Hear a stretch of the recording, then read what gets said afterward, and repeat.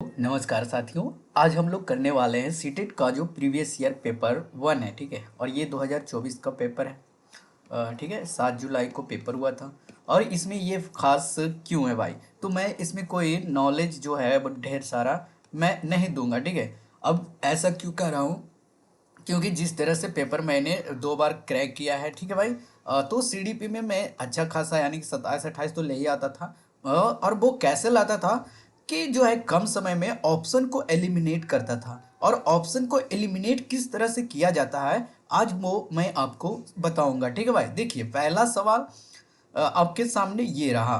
कह रहा है कि शिक्षार्थी अधिगम प्रक्रिया में व्यस्त और सक्रिय रूप से शामिल महसूस करते हैं। भाई यहाँ पे शब्द देखना, ठीक है।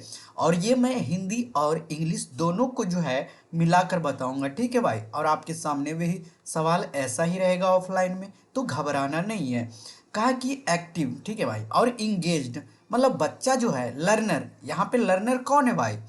शिक्षार्थी है, यानी कि हम जिसे पढ़ा रहे हैं स्टूडेंट है, वो लर्नर है। और वो उसको महसूस होना चाहिए कि वो पढ़ाई में इंगेज्ड है और एक्टिव भी है, यानी कि उसे समझ भी आ रहा है। और लेक्चर जो पढ़ा रहे हैं सर, उनकी जो अंडरस्टैंडिंग लेवल जो है बढ़ रही है।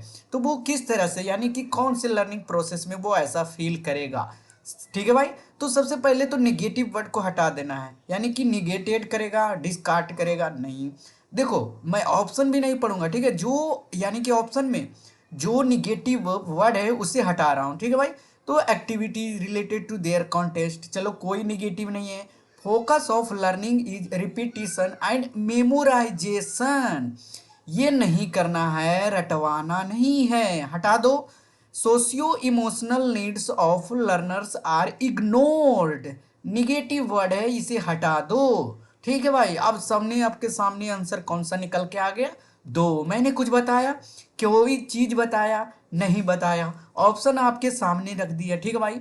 यानी कि जो भी बच्चा गतिविधि कर रहा है उससे जो है रिलेटेड रहना चाहिए। देखें किस तरह से हम आंसर ऑप्शन एलिमिनेट हुआ।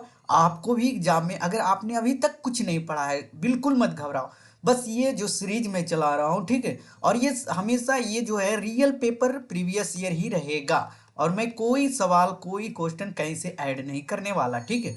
चलिए अब दूसरा सवाल भी ऐसे ही करते हैं। सर असेशन रीजन कैसे करेंगे? बिल्कुल आसान है भाई, उससे भी आसान तरीका मैं बताऊंगा। देखो सवाल पढ़ो, इंग्लिश और हिंदी मैंने कहा दोनों में आपको पढ़ना पड़ेगा, ठीक है। पहले हिंदी देख लो। शिक्षकों को कक्षा में प्रभावी संज्ञान सुनिश्चित करने के लिए बच्चों को संवेगात्मक सहारा देना चाहिए। दूसरा यानी कि रीजन पढ़ना है, संवेग व संज्ञान एक दूसरे से जटिल रूप है। अब इंग्लिश में कैसे छोड़ोगे भाई?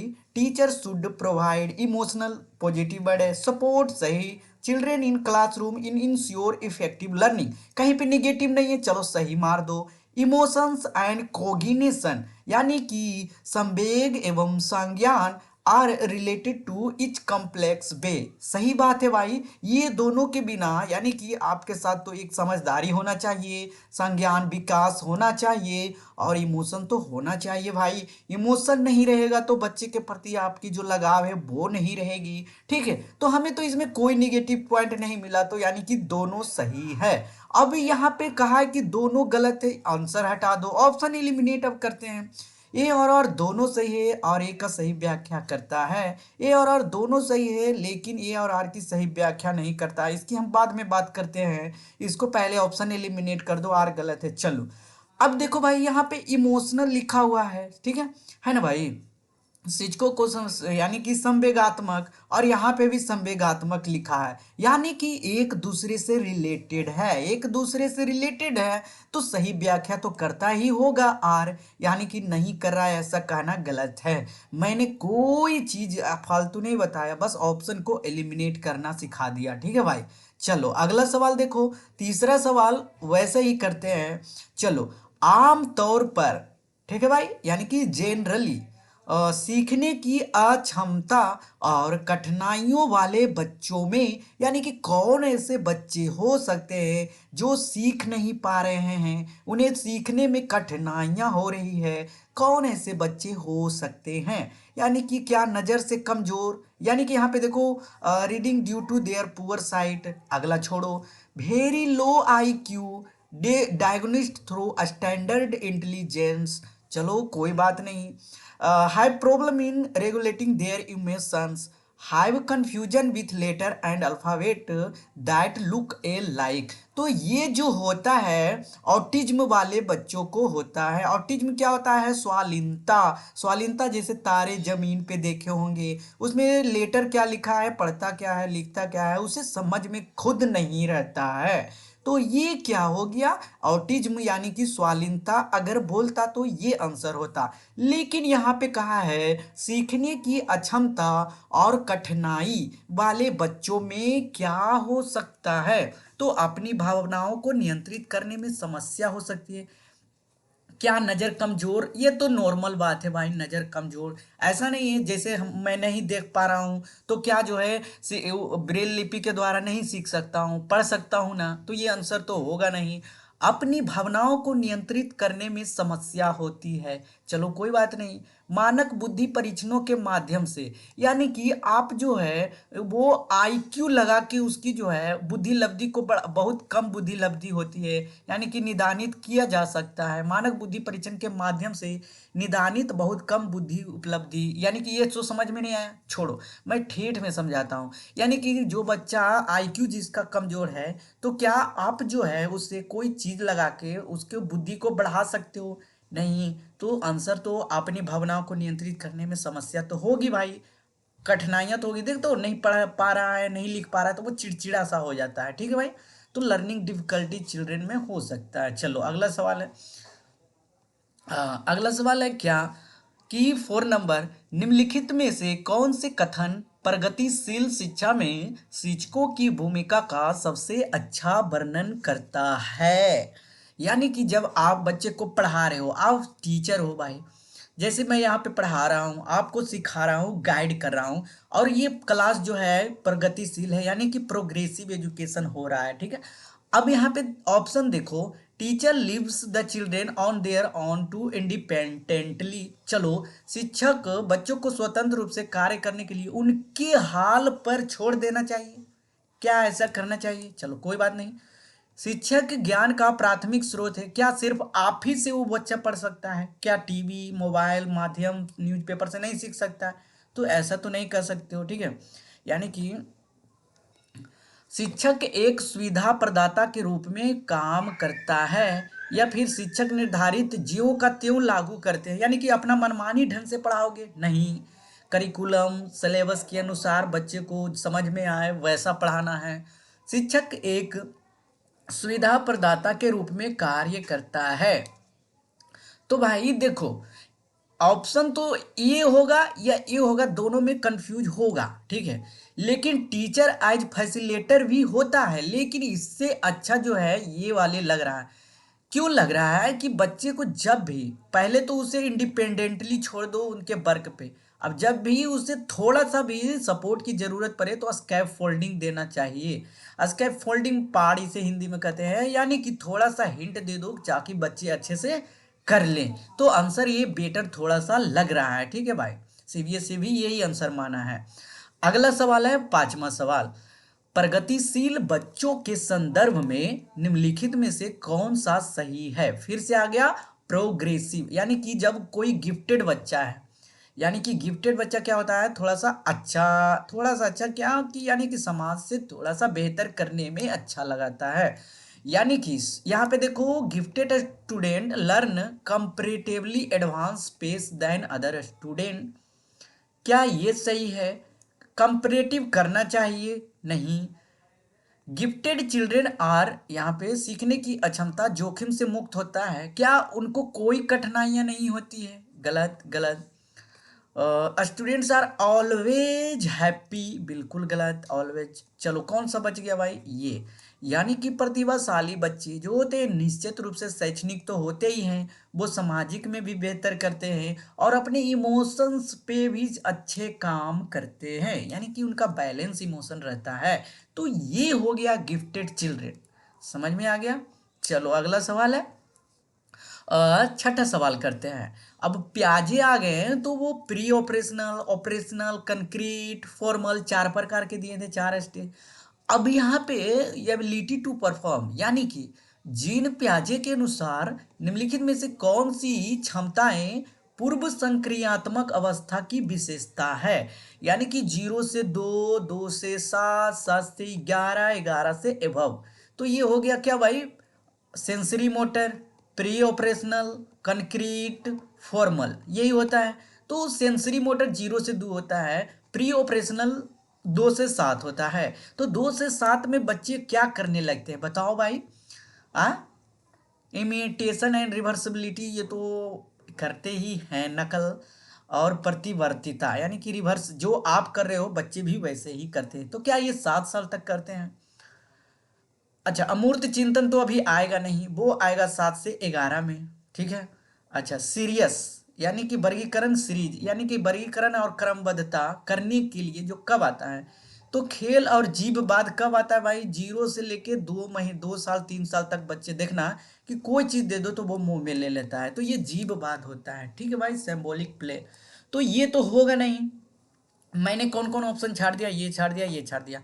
अब ये वर्गीकरण और क्रमबद्धता देखो, तो बच्चे सीखने लगते हैं, हाथी को हाथी के साथ कनेक्ट करते हैं, घोड़े को घोड़े के साथ कनेक्ट करते हैं। ये चीज जैसे सामान मोबाइल है तो मोबाइल को एक जगह करेक्ट कर देंगे, बुक को एक जगह रखेंगे, तो उनमें आ जाती है क्रमबद्धताएं वर्गीकरण करने के लिए। ठीक है भाई, तो ये आंसर बेटर लग रहा है। अगला सवाल है आलोचनात्मक सोच वाले प्रश्न, यानी कि क्रिटिकल थिंकिंग को ओपन इंडेड क्वेश्चन भी कहते हैं। ओपन इंडेड क्वेश्चन में क्या होता है कि इसका कोई आंसर जो है लिमिट नहीं है, आप किसी भी प्रकार से कोनो तरह से इसका जो है दे सकते हो आंसर। यानी कि आओ, to encourage student to memorise, भाई मेमोराइज हटा देना है, रटवाना बिल्कुल नहीं है। To enable student to develop procedural a knowledge, चलो ये सही है। To assess student knowledge and understanding skill, चलो कोई बात नहीं। To promote higher level thinking and problem solving, तो ये प्राइमरी बच्चों को आप हायर लेवल थिंकिंग दोगे अभी, क्या दोगे भाई। उच्च स्तरीय तो अभी आएगा नहीं प्राइमरी लेवल का। छात्रों को ज्ञान और समझ कौशल का आकलन करने के लिए, ये जो आस्किंग क्रिटिकल थिंकिंग क्वेश्चन है, अ, छात्रों को प्रोसीजरल यानी कि छात्रों की प्रतिक्रियात्मक ज्ञान को विकसित करने में सक्षम बनाना, ये आंसर होगा भाई। हो सकता है, क्यों नहीं हो सकता है। तो आंसर भाई देखो, ये हो सकता है डेवलप हो, यानी कि अंडरस्टैंडिंग स्किल, ये तो होगा नहीं अभी, या फिर हायर थिंकिंग। अच्छा, बात क्या किया गया है कि what is the primary purpose. Sorry sorry sorry, हम सोचे ना भाई कि प्राइमरी लेवल क्लास के लिए, लेकिन यहाँ पे करा प्राइमरी। प्राइमरी मतलब कि जो होता है प्राथमिक उद्देश्य, मतलब फर्स्ट उद्देश्य क्या होना चाहिए, तो ये हो जाएगा हाई लेवल थिंकिंग भाई, सही ये होगा आंसर। ठीक है भाई, थोड़ा सा हो गया था, प्राइमरी लेवल स्कूल सोच लिया। चलो अगला सवाल है, heredity totally determine and individuals, आनुवांशिकता पूरी तरह से एक व्यक्ति के डैश का निर्धारण करती है। अच्छा भाई, यहाँ पे देख लो, हेरेडिटी और एक होता है सेक्स और एक होता है जेंडर। ध्यान दियो, ये जो सेक्स होता है डिपेंड किस पे करता है, और ये जेंडर होता है सोशल होता है। ठीक है, नहीं कहता है कि जेंडर रूढ़िवादिता, जेंडर स्टीरियोटाइप्स, लड़का है लड़की है, लड़की ये नहीं कर सकती, लड़का वो नहीं कर सकता, तो ये सोशली हो गया। लेकिन इन्वायरमेंटल, हेरेडिटी एंड इन्वायरमेंट पढ़े हो ना भाई, तो हेरेडिटी और ये हो गया इन्वायरमेंट, तो ये हो जाएगा सेक्स हेरेडिटी और जेंडर हो जाएगा इन्वायरमेंट, ये समझ लो। ठीक है, तो यहाँ पे देखो कि ये जो सेक्स हो जाएगा हेरेडिटी टोटली डिटरमाइंड किस पे होगा भाई, तो आंसर एक हो जाएगा सेक्स पे। चलो अगला सवाल है, 9 सवाल है, growth in height and weight of children is an example of, बच्चों की लंबाई और बच्चों में वजन में वृद्धि किसका उदाहरण है? तो देखो भाई, डेवलपमेंट जो होता है ये गुणात्मक और मात्रात्मक दोनों होता है, लेकिन ग्रोथ जो होता है ये सिर्फ मात्रात्मक होता है। ठीक है, ये बात आप लोग याद रखना। अब यहाँ पे बात की किसका किया गया है? ग्रोथ का। तो ग्रोथ सिर्फ हो जाएगा मात्रात्मक, यानी कि क्वांटिटिव चेंज। समझ में आ गया? अगला सवाल। अच्छा, बायोगोत्स्की जी आ गए हैं, बायोगोत्स्की आ गए हैं तो कहाँ होगा भाई? लेव वाइगोत्स्की के अनुसार बच्चे अपने स्वयं के व्यवहार को किस प्रकार नियमित करते हैं? तो वो सेल्फ री एनफोर्समेंट करते हैं। ठीक है भाई। अगला सवाल, 11वां सवाल है, which of the following statement about development is correct? चलो ऑप्शन एलिमिनेट इसमें लगाते हैं। डिफरेंट एस्पेक्ट, यानी कि विकास के विभिन्न पहलू एक दूसरे से स्वतंत्र हैं। विकास एक असतत प्रक्रिया है, डिसकंटिन्यूअस नहीं है, ये तो कंटिन्यूअस है। ठीक है भाई, तो ये तो होगा नहीं, दूसरा हटा दो। Development occurs in spiral manner not linear, तो डेवलपमेंट तो स्पाइरल मैनर में होता है भाई। Development proceed from specific to general, यानी कि स्पेसिफिक टू जनरल होता है या जनरल टू स्पेसिफिक होता है? तो जनरल टू स्पेसिफिक होता है। ठीक है भाई, तो ये तो होगा नहीं। अब कह रहा कि विकास के विभिन्न पहलू एक दूसरे से स्वतंत्र होते हैं, तो आंसर तो ये तो होगा नहीं, स्पेसिफिक टू जनरल ये हट गया, ये हट गया। तो इंडिपेंडेंट टू ईच अदर, भाई अलग अलग कैसे होगा? दो एक दूसरे से रिलेट करेगा ना भाई। ठीक है, जिस तरह से प्रीवियस नॉलेज जो होता है करेंट नॉलेज से रिलेट करता है, ठीक उसी तरह जो ये डेवलपमेंट होता है, आपकी जो प्रीवियस ईयर में डेवलपमेंट हुई उस पर तो डिपेंड करेगा ही ना भाई। इंडिपेंडेंट कैसे रहेगा? तो ये तो हटा दो। बचा कौन? ऑप्शन थर्ड आंसर हो गया हमारा, यानी कि यह स्पाइरल होता है डेवलपमेंट, नॉट लीनियर। ये सही है, हो गया ना, ऑप्शन एलिमिनेट। अगला सवाल, कक्षा जो 5वीं के बच्चों को तैरने और डूबने की अवधारणाओं को पढ़ाने के लिए संरचनावाद में दृढ़ विश्वास रखने वाले शिक्षकों को द्वारा कौन सी शैक्षिक दृष्टिकोण अपनाया जाएगा? भाई बच्चों को सिखाना है कि तैरना कैसे है और तैरते तैरते डूबने से बचना कैसे है। तो क्या वो वीडियो देखेगा सीख जाओगे? क्या आप साइकिल जब चला रहे थे, सीख रहे थे, तो क्या यूट्यूब से सीख के देख के सीख लिए? नहीं। क्या जो है लेक्चर से सीखोगे? भाई सीखोगे लेक्चर से नहीं ना। पावर पॉइंट से सीखोगे? नहीं। गाइडेड एंड डिस्कवरी, इसका मतलब होता है कि प्रैक्टिकल करके, यानी कि खुद जब तक पैर पानी में नहीं जाओगे तैरना कैसे सीखोगे? है ना कहावत कि जब तैरना हो तो आपको खुद को पानी में उतारना पड़ेगा। ठीक है भाई, चलो अगला सवाल है, इसको भी एलिमिनेट करते हैं। ठीक है, विभिन्न जेंडर के व्यवहार के बारे में पूर्व कल्पित सामान्यकरण क्या कहलाते हैं? भाई यहाँ पे देखो, जेंडर बाइस होगा ना, about behaviour of various general accord, यानी कि नहीं कहते हैं कि लड़के हैं तो लड़के वाला काम करो, लड़की है तो लड़की ड्रेस पहनो, लड़की वाले लड़के वाले तुम हो तो लड़के ड्रेस, जेंडर स्टीरियोटाइप्स। 14 सवाल, एक समावेशी कक्षा में, है ना, इन एन इंक्लूसिव क्लासरूम सभी बच्चे समान पाठ्यचर्या का पालन करते हैं और सभी शिक्षार्थियों के लिए समान शिक्षा शास्त्र अपनाया जाता है। विशेष बच्चे हमेशा अपने पाठ्यचर्या पर काम करते हैं। तो आंसर यही होगा। इंक्लूसिव एजुकेशन में क्या होता है भाई? सबको समान यूनिफॉर्म करिकुलम मिलता है, सबको शिक्षा शास्त्र एक ही अपनाया पड़ता है। ठीक है, हाँ तो ये हो जाएगा आंसर, बेटर लग रहा है। अब बायोगोत्स्की जी आ गए भाई। अकॉर्डिंग टू 15वां सवाल, according to Lev Vygotsky theory which of the following is recommended approach in order to optimise student learning experience? Lev Vygotsky के सिद्धांत के अनुसार जो छात्र सीखने के अनुभव को बेहतर बनाने के लिए कौन सा अनुशंसित दृष्टिकोण रखता है? भाई वो जब सीखता है तो उसका अनुभव बेहतर बनता है। ठीक है, तो वो कैसे बनेगा?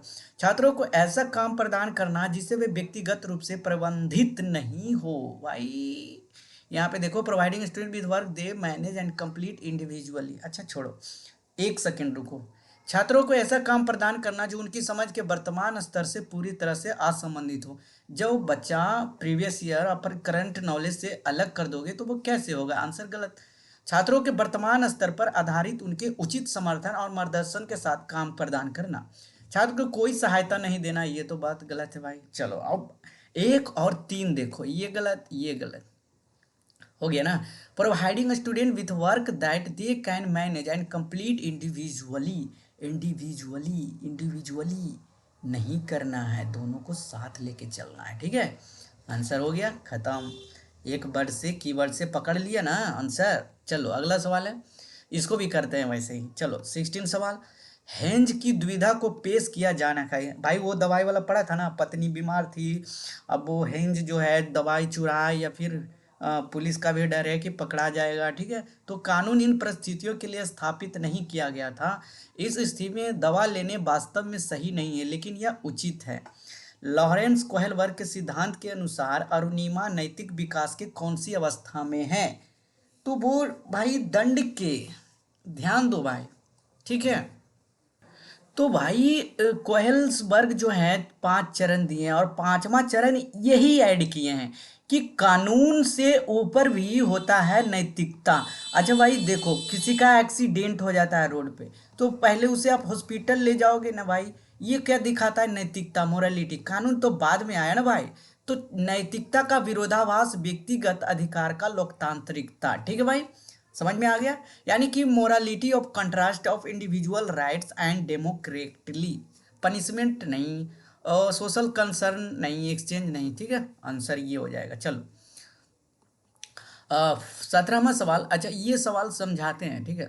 यानी कि कोहेलबर्ग बोले थे कि जब आपको आपके परिवार पे, आपके मोरालिटी पे सवाल आ जाए, ठीक है, तो आप जो है उसे कानून से बढ़कर मानो, ठीक है। कानून उसके बीच में मत लाओ, ठीक है। कानून तो कानूनन गलत है, लेकिन अगर वो आपके परिवार के हित में हो, आपके नैतिकता के हित में हो, आपके सादगी के हित में हो, तो वो कर लेना ही सही। नहीं कहते हुए कि जो है असत्य बोलना गलत है, लेकिन कोई असत्य बोलने से किसी की जीवन रक्षा हो रही हो, किसी की रिलेशन बच टूटने से बच रही हो, तो बोल देना चाहिए, ठीक है भाई।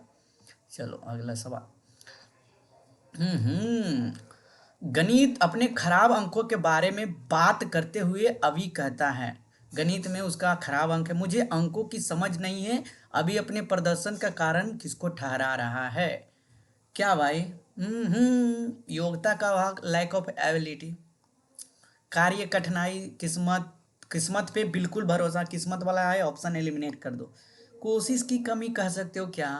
क्या कोशिश की कमी? मुझे अंकों की समझ नहीं है, यानी कि योग्यता का अभाव है उसके पास, ठीक है। अगला सवाल है असर्शन एंड रीजन का। देखो ये भी ऑप्शन एलिमिनेट हो जाएगा। यहाँ देखो ध्यान से, हिंदी वाले पहले सेक्शन देख लो।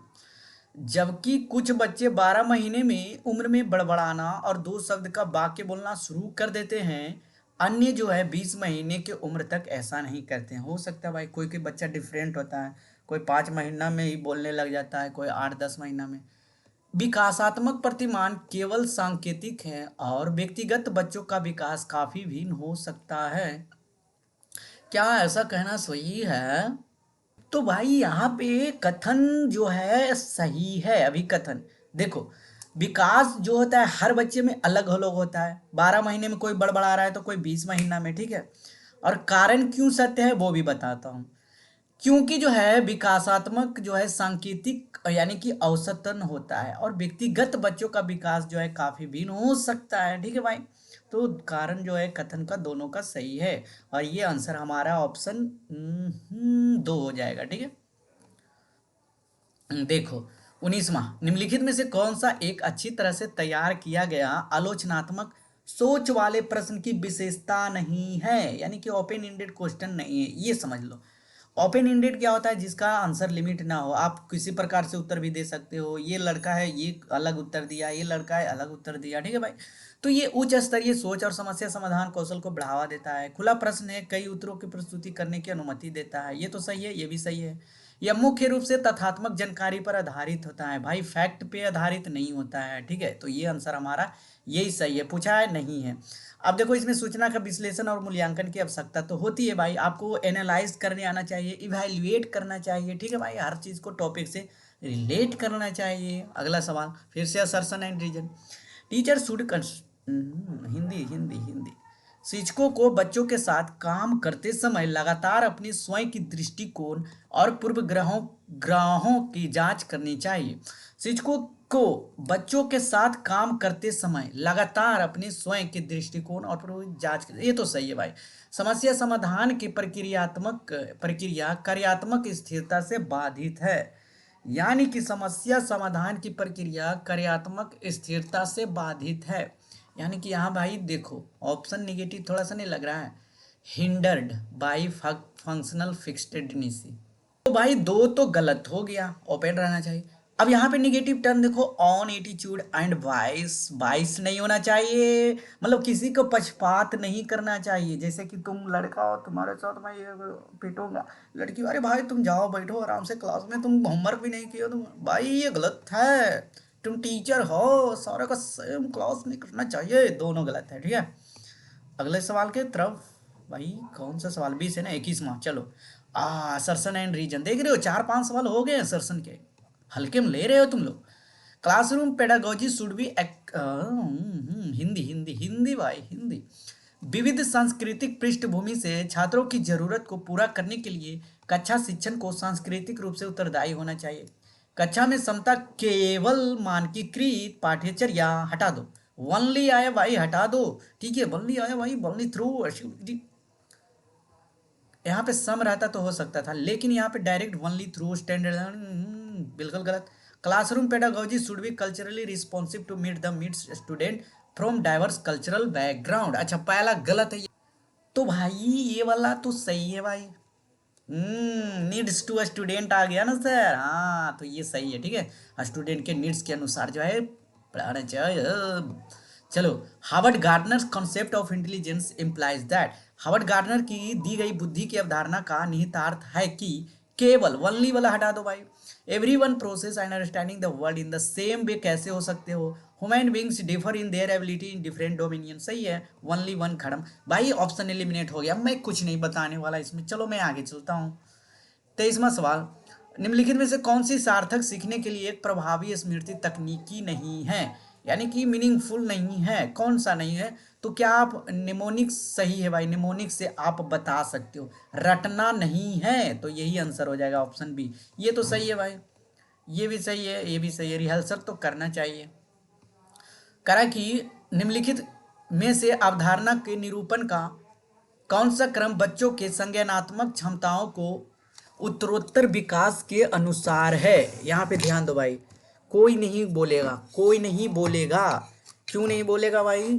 क्योंकि बता रहा हूँ ना, ध्यान से देखो। सबसे पहले क्या करोगे, concept according with children, cognitive ability बढ़ाने के लिए क्या करोगे? तो पहले क्या होता है भाई, हाँ हाँ हाँ, पहले एक्शन होता है, फिर नहीं, पहले इमेज होता है, पहले इमेज दिखाते हो बच्चे को, फिर सैम्बल सिखाते हो, फिर एक्शन बेस्ड कर देते हो। नहीं, ये भी गलत है, सैम्बल लास्ट में आएगा, सैम्बल लास्ट में आएगा, आंसर बी हो जाएगा। इतना याद रखो, एक मैंने ट्रिक बनाया था AIT, यानी कि एक्शन इमेज सैम्बल। अच्छा बच्चा एक्शन से सीखता है कि नहीं, जब आप ऐसे ऐसे करते हो तो बच्चा भी करता है, इमेज देखने लग जाता है, उसके बाद जो है सैम्बल से भी सीख लेता है। ठीक है, चलो असर्शन एंड रीजन का छठा सवाल, teacher should focus on only, शिक्षकों को कक्षा में प्रश्न पूछने पर ध्यान देना चाहिए और निर्देश देने के बजाय उन्हें प्रश्न पूछने के लिए प्रोत्साहित करना चाहिए। बाल केंद्रित शिक्षा छात्र का अर्थ है कि बच्चों की आवाज को महत्व देना और उनकी, सही है भाई, अपॉर्चुनिटी देना चाहिए बच्चों को। Focus should on asking question in classroom and encouraging children to ask question rather than giving instruction. अच्छा भाई, यहाँ पे करा रेदर देन, ध्यान तो भाई साहब, यहाँ पे दोनों सही है। और कथन जो है देखो, यहाँ पे ध्यान दो, इनकरेज कर रहा है ना भाई, चिल्ड्रेन आल्सो क्वेश्चन से बात कर रहा है, तो child children in ensuring the participation, यानी कि सवाल जब पूछ रहा है, ठीक है, वो अपना वॉइस उठा रहा है, यानी कि एक दूसरे से कनेक्ट कर रहा है ना भाई, कर रहा है ना भाई, ऑप्शन बी हो जाएगा।